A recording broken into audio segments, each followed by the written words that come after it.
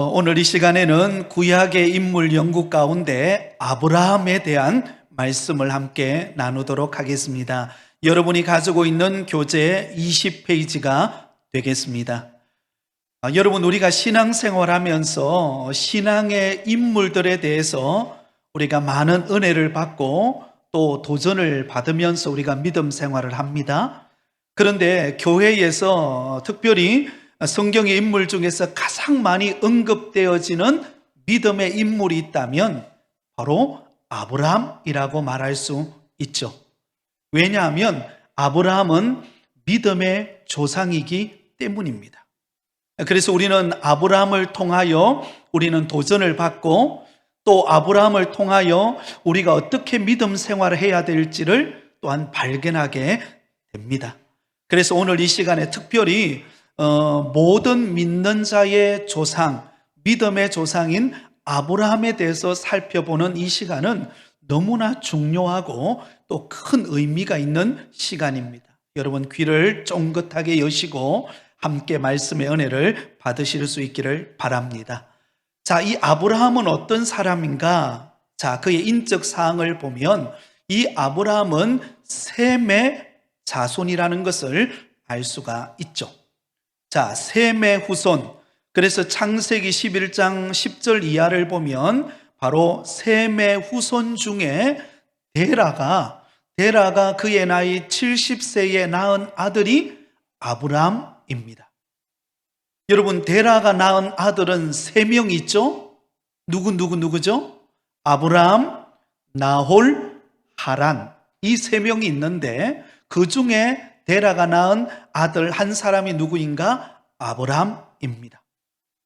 자, 그런데 본래 이 아브라함의 아버지 데라는 우상 숭배자였습니다. 우상을 만들어서 판매하는 그런 업을 했던 사람이 바로 아브라함의 아버지 데라였습니다. 그래서 여호수아서 24장 2절과 3절에 보면 바로 이 데라가 하나님이 아닌 다른 우상을 섬겼다라고 그렇게 기록을 하고 있습니다. 자, 그러면 본래 이 아브라함은 어디 출신일까요? 바로 갈대아 우르 출신입니다. 갈대아 우르에 살던 그를 하나님께서 부르신 것이죠. 자, 이 갈대아 우르라고 하는 곳이 어떤 곳인가 하면 이 갈대아 우르는 우리가 잘 아는 것처럼 고대 메소포타미아 문명이 발생했던 바로 그 지역입니다. 그리고 특별히 이곳이 고대 메소포타미아 문명지가 될 수 있었던 이유가 무엇인가 하면 이 갈대아 우르는 유프라테스 강과 티그리스 강 하류에 있는 곳입니다. 그래서 이 강줄기를 따라 물이 항상 그곳에 메마르지 않고 풍족했기 때문에 문명이 발달할 수 있는 그런 곳이었습니다. 지금 현재는 이 갈대아 우르가 어딘가 하면 이라크 수도 바그다에서 남쪽으로 350km 정도 떨어져 있는 바로 그곳이 갈대아 우르입니다. 자, 그런데 이 아브라함은 누구와 결혼을 하죠? 사라와 결혼을 하죠. 본래 이름은 사레, 그리고 사라로 이름이 바뀌어지죠. 자, 이 사라는 본래 아브라함의 이복 누이 동생이었습니다. 그러니까 아버지 데라의 딸이었어요. 근데 이복 동생이에요. 그런 사이로 결혼을 하게 됩니다. 본래 아브라함의 이름의 뜻은 존귀한 아버지라는 뜻입니다. 한번 따라해 볼까요? 존귀한 아버지. 존귀한 아버지라는 뜻으로 아브람이라는 뜻을 가지고 있었습니다. 그런데 하나님께서 그의 이름을 아브라함으로 바꾸어 주시죠. 창세기 17장 4절과 5절에 보면 너의 이름을 이제 아브라함이라 그렇게 바꿔줍니다. 이 아브라함이라고 하는 뜻은 열국의 아버지라는 뜻입니다. 한번 따라해 볼까요? 열국의 아버지. 한 가정에 그냥 존경받는 존귀한 아버지 정도가 아니라 하나님께서는 그의 이름을 아브라함으로 바꿔주심으로 열국의 아버지가 되는 모든 믿음의 조상이 되도록 하나님께서 이 아브라함을 축복하시고 그에게 은혜를 베풀어 주신 것을 볼 수가 있습니다. 그리고 이 아브라함은 믿음의 아들 이삭을 낳게 되고, 그리고 이삭뿐만 아니라 또 많은 아들들을 낳게 되죠. 자, 여러분, 이 이삭은 사라를 통하여 낳은 아들입니다.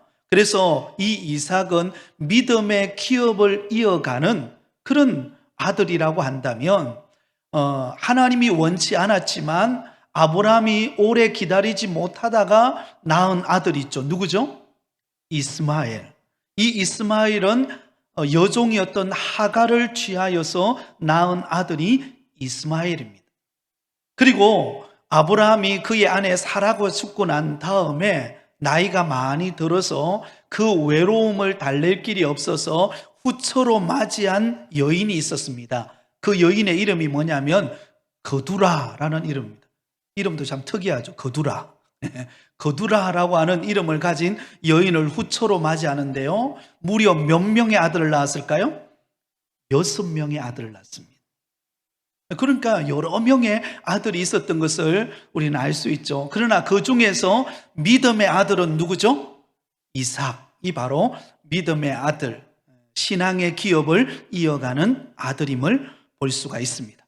자, 시대적 배경을 보면 아브라함이 태어났을 때가 언제인가 하면 BC 2166년입니다. 이것은 여러분 기억해 두면 좋을 것 같아요. 줄을 꺼놓으세요. 아브라함이 언제 출생했다고요? BC 2166년경에 태어납니다. 어디에서요? 갈대아 우르 왕조가 한참 번성했던 그 갈대아 우르에서 그가 태어나게 되었습니다. 그러나 그가 태어날 당시만 하더라도 그의 아버지 데라는 하나님을 섬긴 것이 아니라 우상을 섬기고 우상의 형상을 만들어서 판매하는 업을 감당했습니다. 근데 여러분, 그 당시 우상의 어떤 조각을 만들어서 판매한다는 것은 굉장히 소득이 많았다는 것을 알 수 있습니다. 그런데 하나님께서 그 소득이 많은 우상 숭배하는 업을 포기하고 하나님이 그를 부르실 때 과감하게 그것을 버리고 믿음의 길을 선택했다는 것은, 이것은 보통 대단한 믿음이 아니에요. 보통 결단의 모습이 아닌 것이죠. 굉장히 놀라운 사건인 것입니다. 자, 또한 그가 BC 2091년에 하나님이 부르시죠. 그의 나이가 몇 살이었습니까? 하나님이 부르실 때가 그의 나이 75세입니다. 이 정도는 우리가 기억해 두면 좋을 것 같습니다. 하나님이 부르실 때에 갈대아 우르에 있던 아브라함을 부르실 때 그의 나이가 몇 살이라고요? 75세 때 하나님이 그를 불렀습니다. BC 2091년에 그를 불렀습니다. 그리고는 하나님이 약속해 놓은 가나안 땅으로 그를 인도하십니다. 그런데 이미 하나님이 약속하셔서 아브라함을 불렀던 그 가나안 땅에 들어가 보니까는요, 이미 그곳에는 토착민들이 있는 거예요. 그곳에는 가나안 사람들이 있었습니다. 그곳에는 많은 족속들이 나름대로 국가를 이루고 터전을 다지고 있는 곳이었어요. 여러분 생각해 보세요. 터전을 다지고 놓은 그곳에 마치 이방인처럼 그곳에 들어가서 그곳에서 생활하고 그곳에서 터전을 일구고 그 가나안 땅을 정복한다는 것은 사실 쉬운 일이 아닙니다. 왜냐하면요, 기존 사람들은 이 텃세라는 게 있거든요. 원주민들의 이 텃세는 무시할 수 없는 겁니다. 그러나 그곳에서 믿음의 길을 선택하고 나아갔을 때 당장 아브라함의 앞에 눈에 보이는 것 없지만 하나님의 약속을 믿고 그가 그 약속의 땅으로 갔을 때 하나님께서는 아브라함과 그의 자손들에게 약속하신 가나안 땅을 선물로 주시는 것을 보게 되죠. 여러분, 지금 우리의 환경은 마치 아브라함이 처음 가나안의 땅, 약속의 땅에 들어갔을 때와 같이 우리의 상황이 척박할 수 있습니다. 때로는 누군가가 텃세를 부리고 때로는 우리가 그곳에서 살아남기가 쉽지 않아요. 특히 사업하시는 분들 같은 경우에는 어떤 새로운 곳에서 사업을 경영하고 어떤 터전을 담는 그 기반을 다지는 게 얼마나 어렵습니까? 그죠? 기반을 다져놔도 요즘엔 이 경쟁 업체들이 워낙 많아가지고 참 여러 가지 사업하기가 쉽지 않은 그런 시기를 우리가 보내지 않습니까? 그런 환경 속에 믿음 하나 붙들고 하나님이 약속 하나 붙들고 그 가나안 땅으로 들어가서 정착하고 그 땅을 믿음의 땅으로 일군다는 것은 쉬운 일이 아닙니다. 여러분, 그러므로 믿음이란요, 어떤 면으로 보면요, 우리에게는 고난이 있는 거예요. 그러나 그 고난 속에 하나님의 약속이 담겨 있고 그 약속이 우리 가운데 이루어지는 것을 우리는 반드시 경험하게 될 것입니다. 우리 대가 아니라면 우리 다음 세대에 그 일이 이루어진다는 것을 기억하시기 바랍니다. 자, 아브라함의 주요 생애를 보면은요, 둘로 나눠 볼 수가 있는데 어떻게 나눌 수 있냐면 아브라함의 아들인, 믿음의 아들인 이삭이 출생하기 전과 이삭이 출생하고 난 이후의 삶으로 크게 둘로 나누어 볼 수가 있습니다. 그게 도표를 보시면요. 자, 아브라함은 갈대아 우르에서 태어났습니다. 언제 태어났다 그랬죠? BC 2166년에 그가 태어났습니다. 자, 그런데 이삭이 출생하기 이전에 창세기 12장에 하나님께서 아브라함을 부릅니다. 그때가 그의 나이 75세 때였습니다.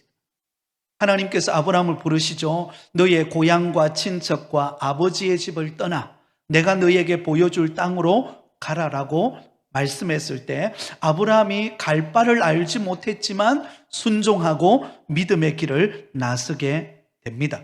그리고는 갈대아 우르에서 떠나서 하란에 잠시 머물렀다가 그곳에서 그 하란 땅에 잠시 머무는 동안 누가 죽느냐 하면 그의 아버지 데라가 죽습니다. 이 데라가 몇 세에 죽느냐면 205세에 죽습니다. 옆에 적어 놓으세요. 205세 때에 하나님의 부름을 받습니다.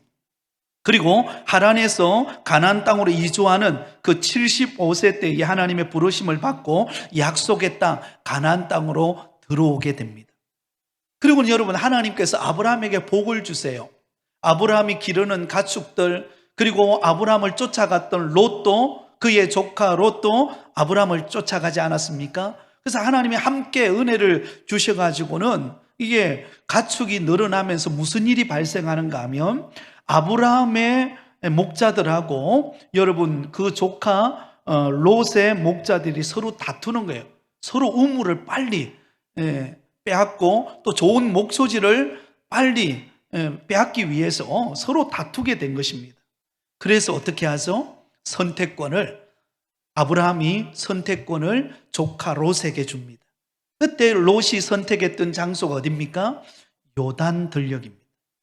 그 요단 들녘은 우리가 잘 아는 것처럼 소돔과 고모라 성이 있는 곳, 그곳이 바로 요단 지역입니다. 물이 가득하고 에덴 동산과 같고 애굽 땅과 같은 그런 풍족한 환경이었던 요단 지역을 선택합니다. 그러나 그곳은 어떤 곳이었어요?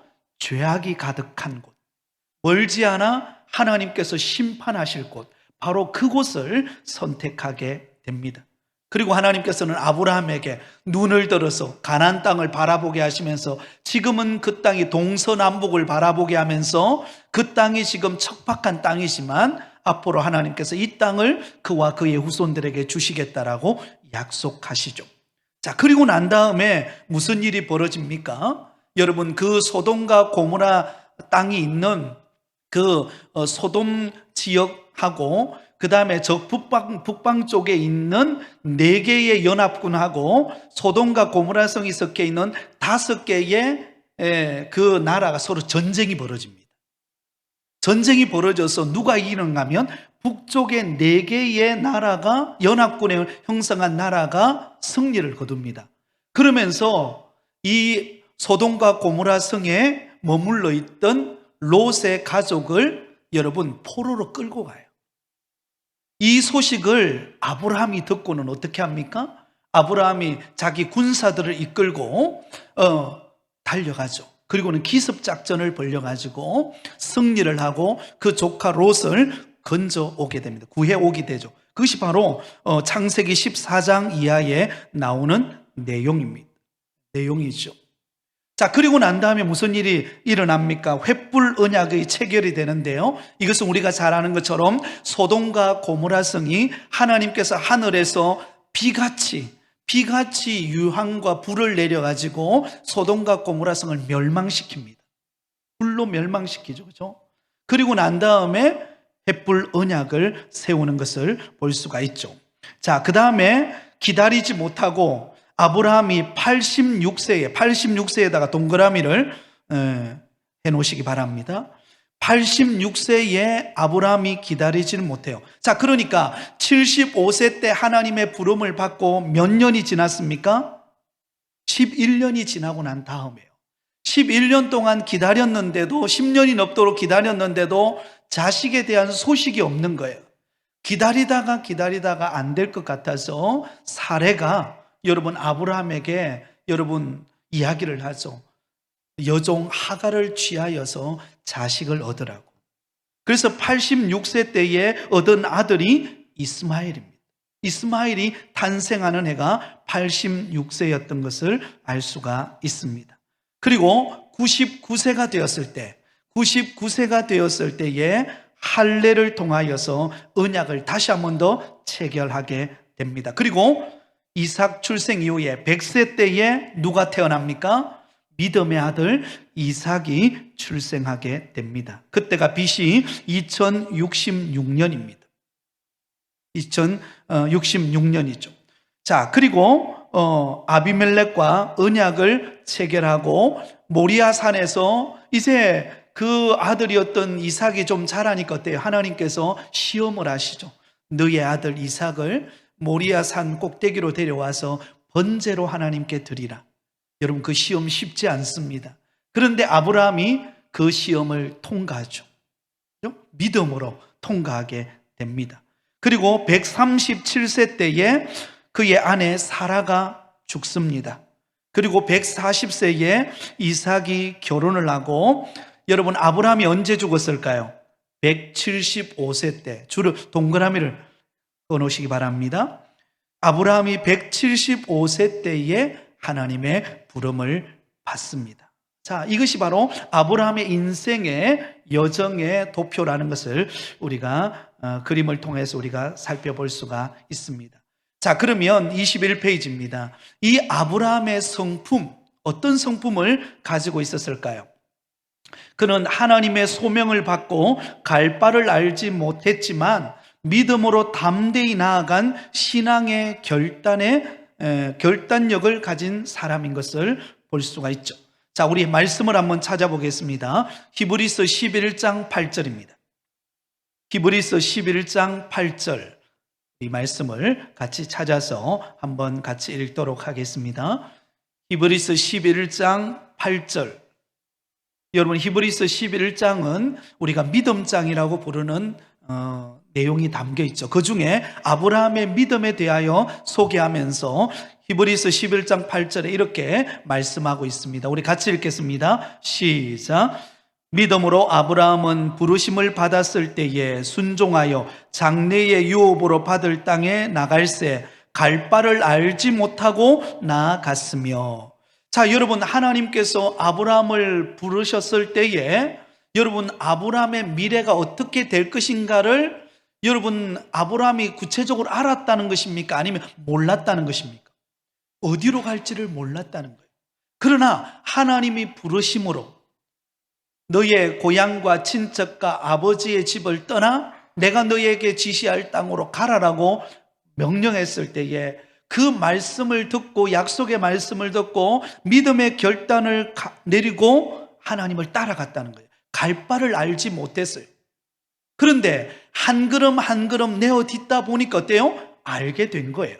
하나님이 약속해 놓은 땅이 가나안 땅인 것을 알게 되었고, 그곳에서 하나님의 역사가 일어나고, 그곳에서 믿음의 아들 이삭이 태어나고, 그곳에서 하나님께서 약속하신 그 가나안 땅을 선물로 주시는 것을 그가 보게 된 것입니다. 사랑하는 여러분, 우리가 믿음 생활할 때 우리는 한 치 앞을 어떤 면으로 보면 모릅니다. 여러분 아는 사람 있나요? 다 몰라요. 내비게이션처럼 알면 얼마나 좋겠어요. 그죠? 내비게이션은 50m 가다가 어디로 도세요. 이렇게 알면 우리가 얼마나 좋겠어요. 그럼 우리의 인생의 내비게이션 우린 잘 모릅니다. 오직 하나님만이 아시죠. 그러나 갈 바를 알지 못하지만 우리가 깨어서 하나님의 인도하심을 따라 믿음의 발걸음을 뚜벅뚜벅 걸음을 내어 디디면 나중에 보면 내가 갈 바를 알지 못했는데 지나고 보면 하나님께서 그때마다 내게 은혜를 베푸시고 만남을 열어주시고 하나님께서 축복하시는 것을 우리가 경험하게 된다는 것입니다. 그러므로 여러분, 우리가 미래를 모르기 때문에 여러분 우리의 신앙이 시들어지는 것이 아니라 믿음의 결단이 없기 때문에 약해지는 것입니다. 한번 따라하겠습니다. 믿음은 결단입니다. 믿음은 결단이에요. 내 앞이 어떻게 될지 우리는 모르지만 말씀이 나를 향하여 가라고 한다면, 말씀이 나를 향하여 결단하라고 한다면, 여러분 결단하기 시작하면요, 그곳에 하나님이 예비해 놓으신 은혜가 반드시 있음을 기억하실 수 있기를 바랍니다. 자, 그 다음에 여러분 이 아브라함은 목자들의 목초지 점유 싸움 때에 롯에게 먼저 거주지 선택권을 허락하는 아량의 소유자인 것을 알 수가 있죠. 우리가 이야기는 잘 아는 이야기죠. 조금 전에도 말씀을 드렸던 것처럼 아브라함의 목자들과 롯의 조카 롯의 목자들이 서로 다투게 됩니다. 하나님이 복을 주시는, 여러분 복을 받으면 받을수록 잘 되면 좋은데 때로는 어때요? 이런 일들이 벌어져요. 그래서 서로 다툽니다. 그때 누가 양보하는가 하면 아브라함이 양보합니다. 아브라함이 선택권을 조카 롯에게 줍니다. 여러분 참 조카 롯도 참 눈치 없죠, 그죠? 여러분 같으면 어떻게 하겠습니까? 아이고 작은아버지 무슨 말 합니까? 당연히 먼저 아브라함께서 이 선택하셔야죠. 이게 지혜로운 방법 아닙니까? 근데 눈치 없이 미리 쫙 찍어 놓은 거 있잖아요, 그죠? 요단 지역을 딱 미리 생각해 뒀다가 아브라함이 선택권을 딱 말할 때 바로 그냥 손 들고 바로 이야기해 버리잖아요. 네. 그러나 아브라함은 양보합니다. 그 양보에 미덕이 있는 거예요. 그만큼 성숙하다는 것이죠. 그럴 때 하나님께서 약속의 땅을 아브라함에게 주시는 것을 알 수가 있습니다. 여러분, 우리 마음이 믿음의 신앙이 깊어질수록 우리의 마음의 품도 넓어지는 은혜가 있기를 바랍니다. 좁쌀만 해가지고 누가 한 소리 하면 그냥 막 그게 그죠? 막 힘들어하는 게 아니라 마음의 문을 활짝 열고, 그죠? 여러분, 바다는요, 바다가 넓으니까는 다 수용하지 않습니까? 바다는 넓으니까 다 수용하죠. 그것처럼 우리 마음이, 우리의 신앙의 깊이가 점점점 넓어지는 그런 미덕의 소유자가 되시기를 바랍니다. 또한 자신의 생명을 건지기 위해 아내를 누이라고 속이죠. 여동생이라고 속입니다. 몇 번을 속일까요? 2번이나 속여요. 2번이나. 한 번은 창세기 12장에는 그가 가나안 땅에 기근이 찾아와서 애굽으로 내려갔을 때, 그때 자기 아내 사례가 너무 아름다운 거예요. 그래서 내 아내라고 말하면 나를 죽이고 아내를 빼앗아 갈까 봐 두려워서 아내를 여동생이라고 속이죠. 또 한 번 더 있었습니다. 그랄 땅으로 내려갔을 때 아비멜렉에게도 속입니다. 2번 동안 2번이나 속이는 소심한 자인 것을 우리는 알 수 있습니다. 네. 여러분, 사람을 두려워하기 시작하면요, 우리가 믿음 생활하기가 굉장히 힘듭니다. 사람을 의식하면은 우리가 믿음 생활할 때에 때로는 사람을 의식하게 되면은요, 때로는 정말 자유함이 없어져요. 모든 걸 사람을 의식해야 되니까요. 그런데 하나님을 의식하면 담대해집니다. 사람이 두렵지가 않아요.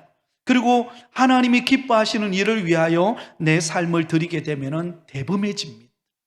여러분, 저와 여러분이 믿음의 대범함이 있으실 수 있기를 바랍니다. 또한 소동왕의 대적자들을 물리쳤으나 빼앗은 물품을 전혀 취하지 않는 청렴 결백한 자였음을 알 수가 있죠. 자, 여러분, 이게 무슨 이야기인가 하면 조금 전에 제가 이야기를 했죠. 북쪽에 4개의 연합군과 그리고 남쪽에 소돔과 고모라성을 포함한 5개의 연합군이 전쟁이 벌어집니다. 전쟁이 벌어졌는데 북군의 승리예요. 그래서 남쪽에 있던 소돔과 고모라성에 있는 그 롯의 가족과 더불어서 많은 사람들이 포로로 끌려갑니다. 그때 아브라함이 나서죠. 아브라함이 나서서 기습작전으로 그 포로로 끌려간 사람들을 다시금 돌아오게 만들어요. 그러는 과정 속에 소돔 왕이 대적을 물리친 것에 대해서 너무 기뻐가지고 그것에 대해서 보상을 하려고 할 때에 여러분, 아브라함은 그것을 거절합니다. 아브라함은. 왜냐하면 하나님의 은혜로 되어진 것을 알았기 때문이죠. 그런 청렴결백함을 보여줍니다. 자, 그리고 100세에 얻은 아들까지도 하나님의 말씀을 따라 드리는 신앙의 순종자였습니다. 여러분, 100세에 얻은 아들, 너무나 사랑스러운 그 아들, 그 이삭을 번제로 하나님 앞에 모리아산에 드리라고 할 때에 그 순종의 길은 쉬운 길이 아닙니다. 정말 어떤 면에 보면 너무나 힘든 길이에요. 그런데 그는 그 시험을 통과합니다. 순종함으로 하나님의 뜻을 따라 그가 순종했을 때 하나님께서 여호와 이레의 복을 그에게 주시는 것을 우리가 성경을 통해서 우리가 알 수가 있습니다. 여러분, 믿음은 순종입니다. 네, 순종이에요. 여러분, 쉬운 일이면 다 순종하기엔 다 할 수 있죠. 그러나 순종 시험은 어렵습니다. 그러나 어렵지만 우리가 하나님의 말씀을 붙잡고 순종할 때 그곳에 여호와 이레의 역사가 일어날 줄 믿습니다. 네, 순종에는 기적이 따릅니다. 사르밧 과부가 이제 마지막 남은 한 끼의 그 밀가루와 그 기름을 가지고 엘리야 선지자에게 음식을 만들어 달라 그랬을 때에 참 엘리야 선지자도 눈치가 없죠. 그 마지막 남은 그 한 끼 식사 분량밖에 되지 않는 그것을 음식을 만들어서 나에게 달라고 요구하는 정말 무심하죠. 그런데 여러분, 그 배후에는 하나님께서 그 사르밧 과부의 가정에 주실 축복을 준비하고 테스트하는 것입니다. 근데 그 믿음의 순종을 통하여 여러분, 그 가뭄의 때에 그 사르밧 과부의 그 창고가 마르지 않는 은혜를 주시지 않습니까? 여러분, 때로는 우리가 메마른 것 같고 어려운 것 같고 힘든 것 같지만 순종의 발걸음을 내디디면 우리가 예상치 못했던 새로운 환경 속에서 하나님께서 응답의 기회와 여건들을 마련해 주신다는 것을 꼭 기억하실 수 있기를 바랍니다. 자, 그러면 이 아브라함의 주요 공적을 보면 구약 이스라엘 및 신약 교회와 선민 언약의 최초 체결자로서 믿음의 조상이 되었다. 긴 이야기지만 한마디로 말해서 이 아브라함은 바로 믿음의 조상이다라는 것입니다. 여러분, 하나님께서 타락한 인류로부터 특별히 하나님께서 선택하여서 하나님의 백성으로서 믿음의 사람들로 세우기를 작정하셨습니다. 그리고는 갈대아 우르에 있는 그 아브라함을 부르신 거예요. 이제 내가 너를 불러서 믿음의 조상이 되게 하고 너의 후손들에게 복을 주어서 전 열방이 복을 받는 은혜를 입게 하겠다라고 특별히 하나님께서 믿음의 조상으로 선택한 인물이 바로 아브라함입니다. 아마 여러분 가정 중에 처음 예수 믿은 사람들이 계실 겁니다. 그러면 여러분의 가정에 아브라함이 누구입니까? 바로 여러분인 것입니다. 일대 믿음의 사람, 그래서 우상 숭배하고 하나님 없이 살아가던 그런 가정에 하나님이 저와 여러분을 부르셨다면 그 사람을 아브라함처럼 믿음의 조상으로 그 가문에 세운 것입니다. 할렐루야. 그러므로 아브라함처럼 믿음의 결단으로 주님을 섬기실 수 있기를 바랍니다. 그 다음에 100세에 얻은 아들을 하나님의 명령에 따라 제물로 바칠 수 있는 절대 순종자입니다. 율법 전에 자신이 얻은 소득의 11조를 그리스도의 모형인 멜기세덱에게 바치는 헌신된 사람이었음을 우리는 알 수가 있습니다.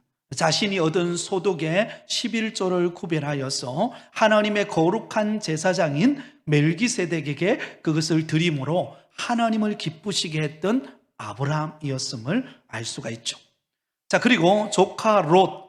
여러분, 하나님께서 소돔과 고모라 성을 멸망시킬 때에 의인 몇 명이 없어서 멸망받습니까?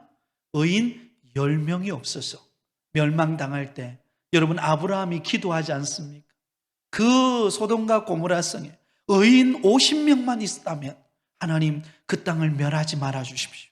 45인만 있다면, 30명만 있다면, 20명만 있다면, 의인 10명만 있다면 그 땅을 멸하지 말아달라고 그렇게 아브라함이 기도했을 때 하나님께서는 그 아브라함의 기도를 들으시고 그 땅을 멸하실 때에 그 아브라함의 조카인 롯의 가족을 구원하신 것입니다. 할렐루야.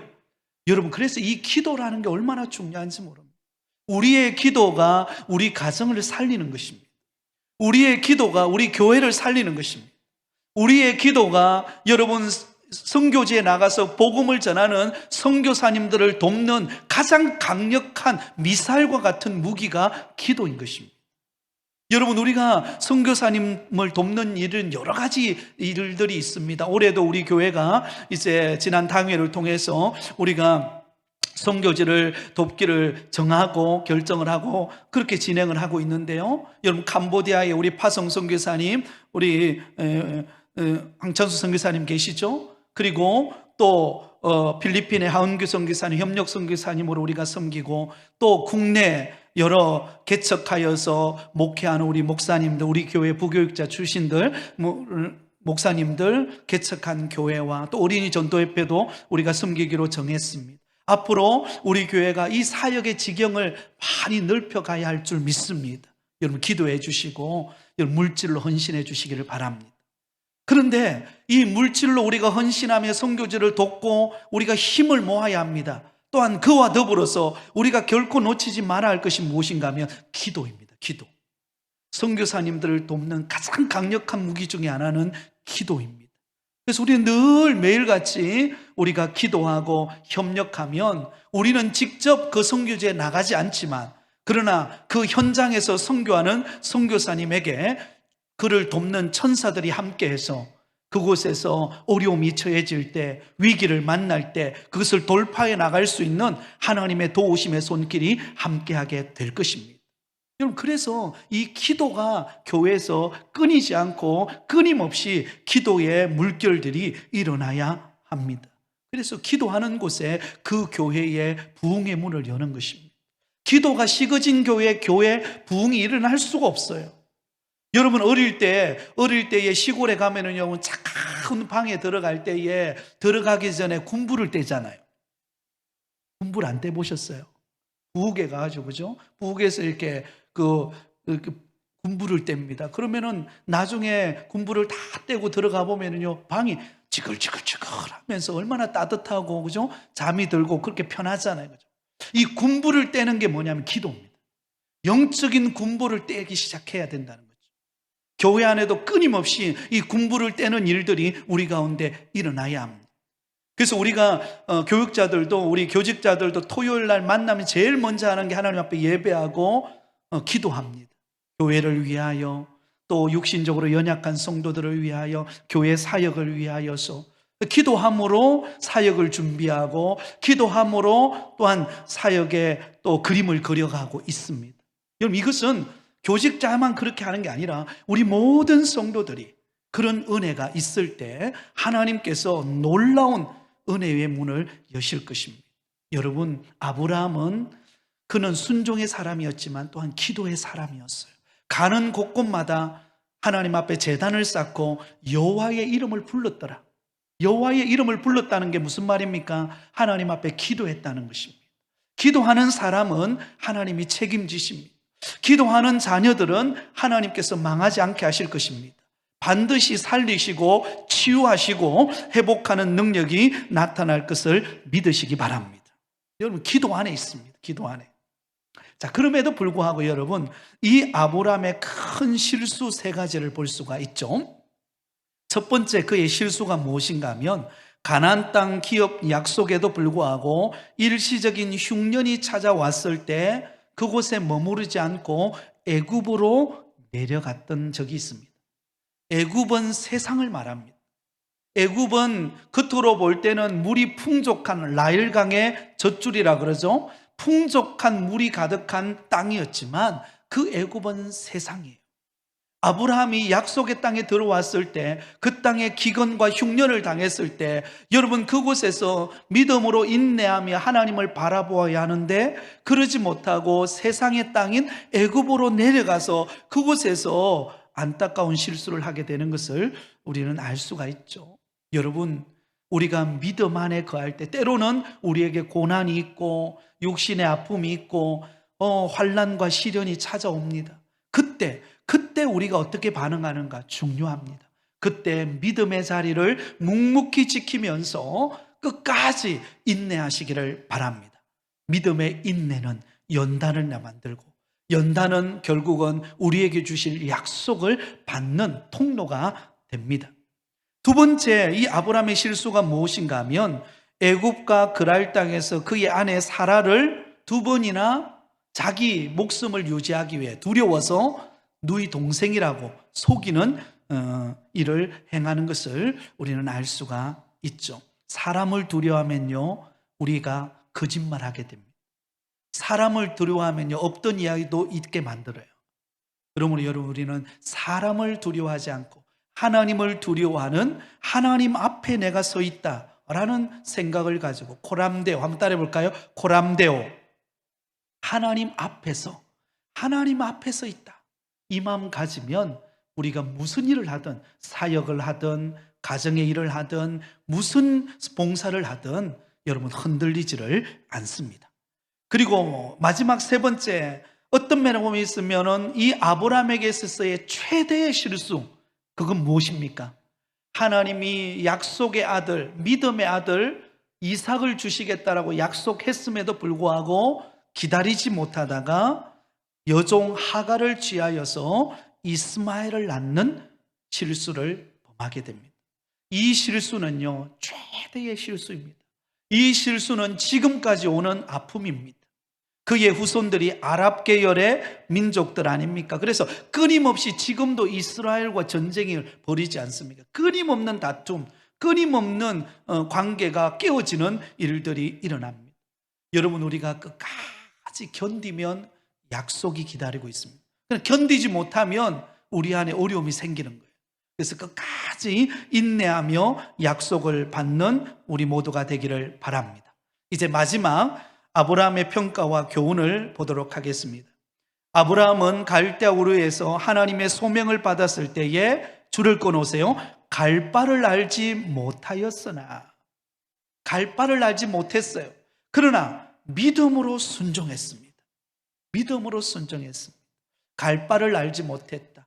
내일 일이 어떤 일이 벌어질지, 우리 가정에 무슨 일이 생길지, 우리 자녀들이 아픈데 그 앞에 무슨 일이 발생할지, 사업을 열었는데 앞으로 어떤 일이 펼쳐질지 우리는 몰라요. 그러나 믿음으로 순종해 나가면 하나님이 약속하신 복을 반드시 받게 될 것입니다. 자, 두 번째, 아브라함은 가나안 정착 시 나그네와 같이 정착민 가운데서 장막 생활을 했습니다. 자, 여러분, 이 말씀이 참 중요한데요, 하나님이 갈 바를 알지 못하고 아브라함을 불러서 약속의 땅 가나안 땅까지 들어왔어요. 그렇다면 우리가 생각할 때는 그의 앞에는 어때요? 대로가 열려야 되잖아요. 딱 가나안 땅에 딱 도착하면 빛과 번쩍한 그런 좋은 어떤 그런 저택이 딱 마련되어져 있고, 그리고 양쪽에 그 가나안 사람들이 줄을 쫙 서가지고는 나팔 소리를 울리면서, 아, 주인님 이제 오셨냐고, 우리 환영한다고, 이런 그림이어야 되잖아요. 근데 아브라함이 약속을 붙들고 갔는데 그곳에 가보니까 이미 정착민들이 다 터전을 다져놓는 거예요. 자기는 가보니까 이방인이에요. 거류민이에요. 그런데 그럼에도 불구하고 그곳이 하나님이 주신 약속의 땅이니까 장막 생활을 하면서 이곳저곳을 옮겨 다니면서 하나님께서 그를 붙들고 계십니다. 왜 그랬을까요? 왜 그랬을까요? 여러분, 이 아브라함에게는요, 이 땅은 나그네 인생임을 보여주기 위함이었습니다. 그리고 아브라함이 얻는 믿음의 복은 이 땅에서의 복이기도 하지만 그러나 영원한 하나님의 나라의 복이에요. 여러분, 이것을 우리는 놓치지 말아야 합니다. 우리가 이 땅에서 잘 되고 번성하고, 여러분, 이것도 우리는 간구하여서 그런 복을 받으시기 바랍니다. 그러나 우리에게 진정한 복은 어떤 복인가? 바로 영원한 하나님의 나라, 그곳에서 받을 상급입니다. 그러므로 이 땅에서 우리가 살아가는 인생의 여정 속에 때로는 우리는 장막 생활을 하는 것 같고, 때로는 고난이 있는 것 같고, 어려움이 많지만 우리의 상급은 저 하나님의 나라에 있다는 것을 기억하면서 오늘 하루를 충성되이 그 일을 감당하실 수 있기를 바랍니다. 그러면 여러분, 때로는 사람이 나를 인정해 주지 않아도 하나님이 나를 보고 계시고 나를 인정해 주시고 하나님의 나라 갔을 때에 착하고 충성된 종아, 내가 잘하였다, 칭찬받을 그날이 올 것을 바라볼 때 오늘 우리에게 주어진 일 하루하루가 얼마나 소중하고 귀한가를 우리는 알 수 있습니다. 이런 믿음의 걸음 되시기를 바랍니다. 본향을 바라보며 살아가시기를 바랍니다. 세 번째는 아브라함은 늙었을지라도 하나님으로부터 자녀 약속을 받았고 비록 도중에 육신적인 방법으로 이스마엘을 낳는 실수를 했지만 끝까지 참고 결국은 약속의 믿음의 아들 이삭을 얻게 되었고, 그 이삭의 이름의 뜻이 뭐예요? 웃음, 웃었다라는 뜻입니다. 진정한 웃음을 얻게 된 것입니다. 사랑하는 성도 여러분, 하나님께서 은혜를 주셔서 우리 성도님들 가정에 웃음이 가득하기를 바랍니다. 그것은 기다림이에요. 신앙은 기다림입니다. 여러분, 벼가 익어서 고개를 숙일 때까지 농부가 오래 참고 기다리듯이 신앙은 기다림입니다. 어떤 면은 기도는 기다림이에요. 그러나 그 기다림 속에 인내하고 믿음으로 나아갈 때 하나님께서 반드시 우리 가운데 풍성한 수확을 주실 그때가 있음을 바라보시기를 바랍니다. 네 번째, 아브라함이 자신의 아내를 누이라 하여 이방인이 아내를 욕보일 지경까지 이르는 경우가 두 번이나 있었습니다. 이는 그가 약속의 땅에서의 잠시 고통을 이기지 못하여 이방 땅에 내려갔을 때 일어난 일입니다. 자, 그러나 여러분, 아무리 잠시 이방 땅에 거하는 것이 인간적으로 현명해 보여도 하나님의 뜻을 먼저 묻지 않고 약속의 땅을 떠난 것이 그에게 최대의 실수였습니다. 그래서 이 내용을 통해서 우리에게 가르쳐주는 교훈은 무엇입니까? 여러분, 어떤 일을 결정할 때 내 경험, 내 이성, 내가 배운 학식 그걸 따라 행하지 말고 하나님께 물어보고 기도하고 결정하시기 바랍니다. 그래서 여러분, 기도는 충분히, 결단은 빠르게. 한번 따라해 볼까요? 기도는 충분히, 결단은 빠르게. 근데 우리는 이게 반대가 돼요. 그죠? 기도는 빠르게, 그리고 결단은 머뭇거리게. 이런 식으로 우리가 한다는 거죠.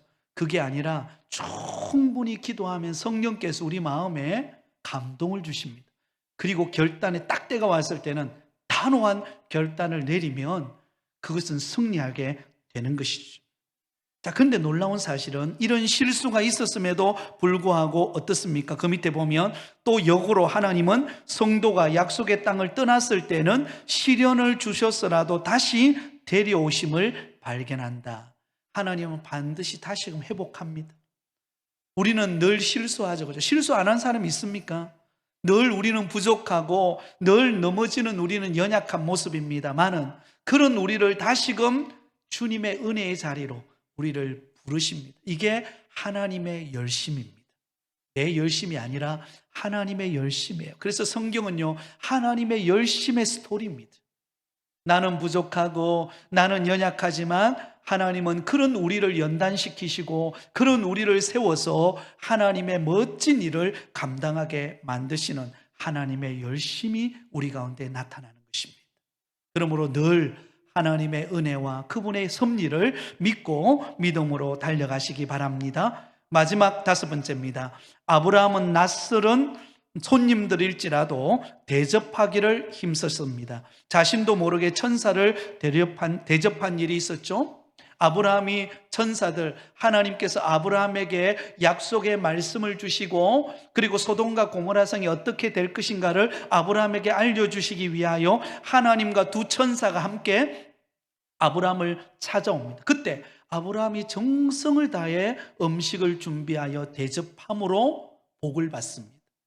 여러분, 교회는요, 문을 활짝 열고 새로운 사람들이 들어오면 누가 온다 할지라도 이단이 들어오면 안 되겠죠, 그죠?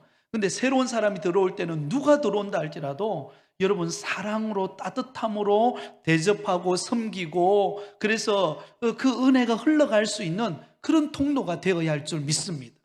여기에는 텃세가 없어요. 텃세가 있어서는 안 되는 것입니다.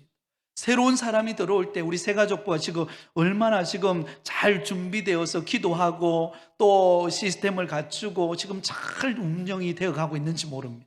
여러분, 이런 섬김을 통하여서 앞으로 하나님께서 우리 교회에 많은 새가족들을 보내주실 줄 믿습니다. 근데 왔을 때 우리가 어떻게 대하는가 중요해요. 왔을 때 정말 마치 아브라함이 하나님을 섬기는 것처럼 그렇게 따뜻하게 사랑으로 섬기고 대하면은요, 반드시 그 사람은 정착하게 됩니다. 여러분, 우리 교회에 주일날 누가 딱 와서 예배 드리고 한번 모르게 이렇게 지나갈 때가 있죠. 근데 옆에서 여러분들 아는 척 해주고 여러분 반갑다고 여러분 그렇게 다가가주면요, 그건 평생 남는 거예요.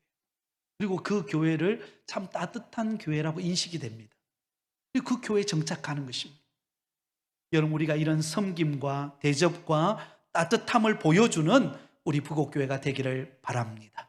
이제 말씀을 맺으면서 아브라함은 믿음의 조상으로 실수도 있고 연약한 부분도 많았지만 그러나 하나님이 가장 멋진 인생으로 웃음 짓는 인생으로 그를 이끌어 주셨습니다. 저와 여러분도 아브라함처럼 믿음의 길을 걸어가므로 좌로나 우로나 치우치지 말고 하나님의 약속을 붙잡고 갈 바를 알지 못하지만 하나님의 인도하심을 따라 순종하여 하나님의 뜻을 이루고 기쁨의 응답을 받는 우리 모든 성도들이 되시기를 예수님의 이름으로 축원드립니다.